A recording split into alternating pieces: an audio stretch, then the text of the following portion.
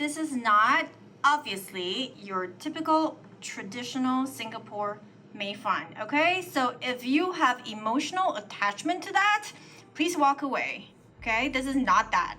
Or if you have emotional attachment to fideuà, please walk away too. This is not that either, okay? This is a fusion, a hybrid between the two, and in my opinion, the best of two worlds. The key to success to this recipe is to have all the different components prepped before you start cooking. This is a very typical rice vermicelli noodles that you can find in Asian grocery stores. And I have a baking tray here, right? These noodles are very brittle, so you don't even need a scissor or anything. I'm gonna break these noodles into like 2 inches long segments. Okay, and then scatter that on the tray. Don't worry if there are like, you know, little tiny fragments like, you know, that you're creating. It doesn't matter, okay? Here I have 8 medium-sized shrimp, okay? And what I did is basically, I kept the head on, but I removed the shells. Why? Because the head is the best part of the shrimp. And if you don't agree, I don't think we can be friends, okay? No offense. And then I left, you know, I peeled the rest of the body except for the tail because it's pretty. So this way it's easy to eat, but I'm not really like, you know, compromising too much on the flavor front because I don't want to completely deshell them because the shell is where the flavor is at, okay? And then I soak them in ice water because I was told by my mom like years ago that by soaking shrimps in ice water, it kind of like makes the meat tighter. I don't know if it's true now, but that's what I do nowadays, okay? So I do this, I just soak it in ice water before, you know, before I need them. Here I have some dry shrimp, okay?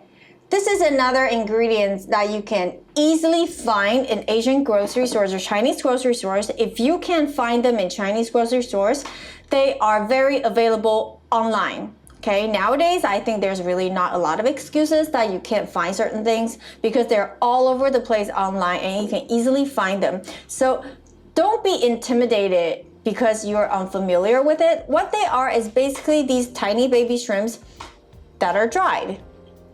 Okay, and they pack a ton of those like shrimpy flavors, which is a main flavoring ingredients actually in laksa, which is another popular Singaporean dish, okay? So what I did here is I'm soaking them in half a cup of water.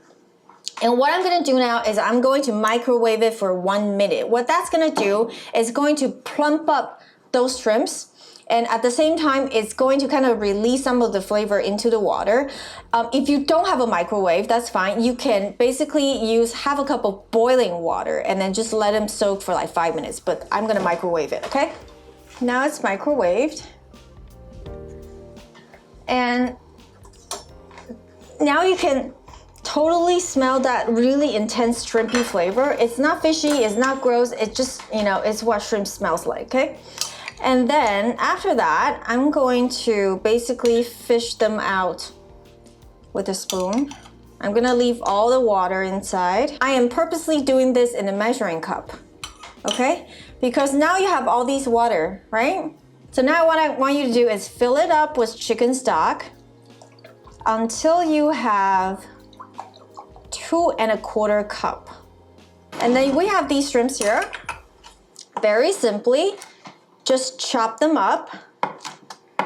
They should be soft and plump at this point, that it's easy to chop. I have another bowl here with sliced onion, bell pepper, and garlic. What I'm gonna do is add the shrimp, the chopped dry shrimp, into that bowl. I have some leftover char siu pork. Leftover char siu pork that I cut into these like long strips, okay? I have a tablespoon of curry powder plus half a teaspoon of turmeric. I have a bowl here of bean sprouts and Chinese chives. 3 eggs beaten in a bowl. The last component, thank God, is here I have 60 grams of guanciale, which is Italian cured pork jowl, okay? And I already have it diced and, you know, have it all the fat rendered out, okay? Once you render out these fat, however much you have, top it off with some vegetable oil, neutral vegetable oil, until you have 4 tablespoons. And that's basically all the prep that you need to do beforehand, okay? And let's get to the cooking part. So here, I have my boiler on. And I'm going to slide these on the upper part of the oven, right? Close that. And once you've done that, like I said, do not walk away and do something else. You are going to burn them for sure. Trust me, I've done it many, many times, okay? Sit here and then watch it like a hawk. It's going to start browning in a couple minutes. So after a couple minutes, the noodle would have starting to brown like this, okay? And because my oven is not the most even heating oven, what I do is I take it out and I kind of switch, you know, move it around a little bit. And I'm going to pop it back in the oven to brown the other parts. After another couple minutes, the noodles are nice and beautifully browned. So this is the same skillet that I rendered the pork fat in, right? So I added back maybe 2 teaspoons of the pork fat. Then add your egg. So this is not a creamy scrambled eggs kind of situation. You want to really, really caramelize the eggs. It's really important that you get those like brown edges on the eggs because that like burnt caramelized egg is the flavor profile is quite important in this dish. Now that the eggs are basically cooked, it's fully cooked, there's no question about that, but we're going to keep toasting it. And you can see that I'm breaking it up with my spatula, and I'm actually going to cook them until they're browned on the edges, okay? Now, you can see that there are like these really dark brown spots on the egg. You know, these like really like a little bit even like slightly burned. That's what we want, okay? So when you have like these really dark caramelized edges and spots on the eggs, you're ready. I'm going to keep the heat basically still on a medium high heat. I'm going to add the rest of the pork fat. I'm gonna get every last drop of it because this is actually, I consider this fat a flavoring agent instead of just oil. So make sure that you get all of it in. The next thing you do is you add that onion and bell pepper and dry fruit mixture. And then splash about a teaspoon of fish sauce in there. So we're going to saute this until it's properly browned on the edges. And you really, really want to brown these like dry shrimps, okay? Like it's really important that you caramelize these dry shrimps so that you get a full frontal flavor out of them. So now these peppers are properly browned on the edges, some really dark caramelization, and that's part of the job of the fish sauce right there. It took about like 3 to 4 minutes, okay? So now, next thing I'm gonna do is I wanna lightly toast the curry powder. I don't wanna let it burn, just give it a little bit of heat before I add the stock. And now I'm gonna turn the heat down a bit.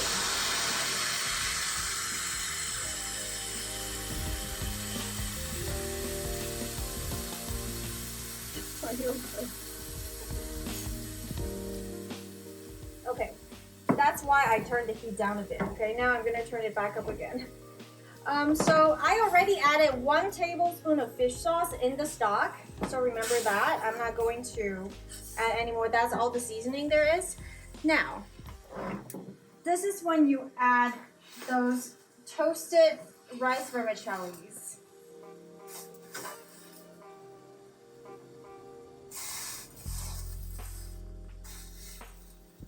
Once you have the egg, the noodles in, add your eggs as well. And I have my heat on about medium here, okay? And what I'm gonna do now is I'm going to gently fold these toasted rice vermicelli. In the beginning, they're gonna be like super rigid and brittle. And you're gonna feel like, you know, it's hard to fold them, but don't worry about it. Just make sure that, Sorry. Just make sure that every strand kind of comes into contact with the stock. Just keep folding this, and then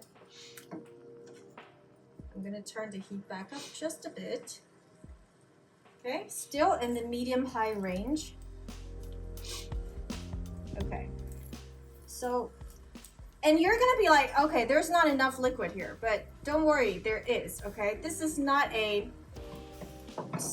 like a saucy, soft rice vermicelli situation. This is like more like a dry stir fry kind of a situation. If you like your rice vermicelli or Singapore mei fan a little bit on the wet side, you can add a 1/4 cup more chicken stock, okay? So that's just your preference. I want it to be more on the dry side, so you can see that I'm keep folding it, and then the noodles are already becoming more pliable than the beginning, right? So I'm just gonna keep doing this. Again, this process is gonna take another 3 to 4 minutes until the noodles become pliable enough for me to move on to the next step. Once that happens, I'm going to add my bean sprouts and garlic chive, and I'm going to fold it again just until it's evenly distributed.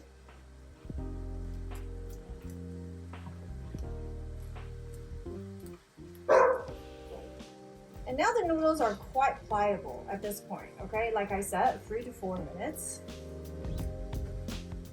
Okay, once that happens, you're going to use the backside of your spatula, okay? And you're going to flatten this into like, kind of leveling it, okay? So that nothing is sticking out too much. Think paella, okay? This like really flat disc of edible material is what you're basically doing. And then now I've turned down the heat slightly down a little bit again, because now I'm going to arrange my shrimps. During cooking, I've already drained the ice water and seasoned it with salt and pepper. And like, if you want your shrimps to not curl up and stay flat, you can make a few slits on its belly. Okay. And after you have your shrimps arranged, now it's the char siu pork's turn, okay? Same thing, I'm just basically doing this like fanning thing. If you like it scattered randomly, that it's up to you. It's not a big deal. And I'm gonna use my spatula to push these new ingredients into the rice vermicelli just a bit, kind of encasing it into the noodle, okay? Once you've done that, you're gonna take foil and cover it.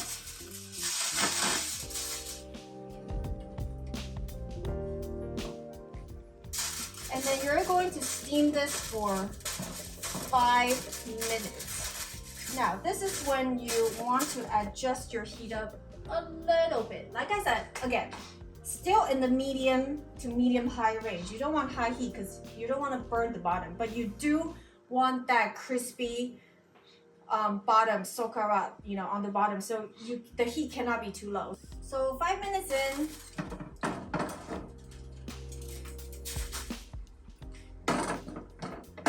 go closer. So if you see that the edges are, you know, brown like this, that's good. That means that you've got a good browning. If not, then you need to crank up the heat a bit and then do a little bit of toasting, okay? But right now it looks perfect, okay? So it's basically done.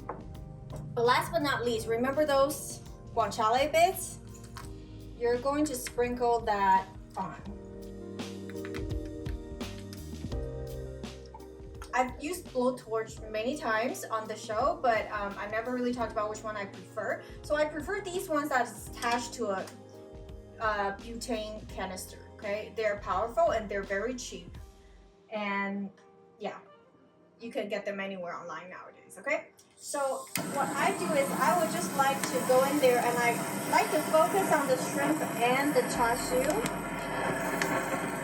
And I would just like to give it a little bit of a smoky char.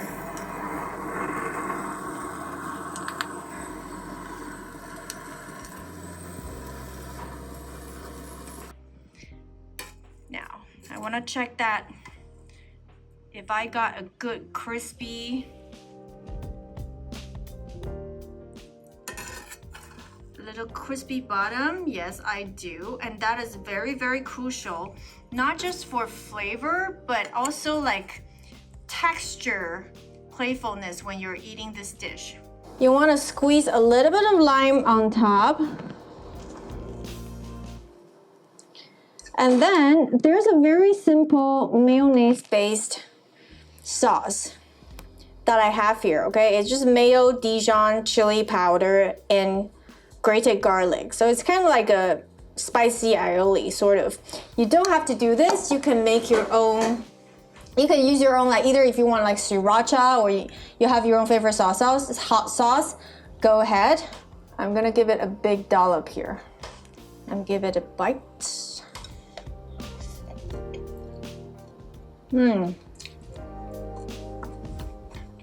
Immediately,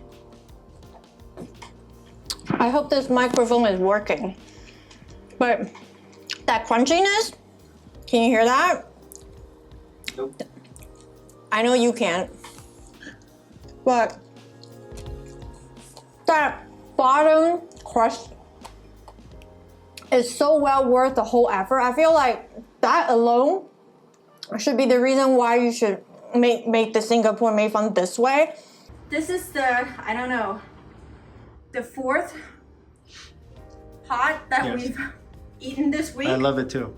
And we're not getting sick of it. So let me know if you love it. I'll see you next time. Thanks for watching. Bye.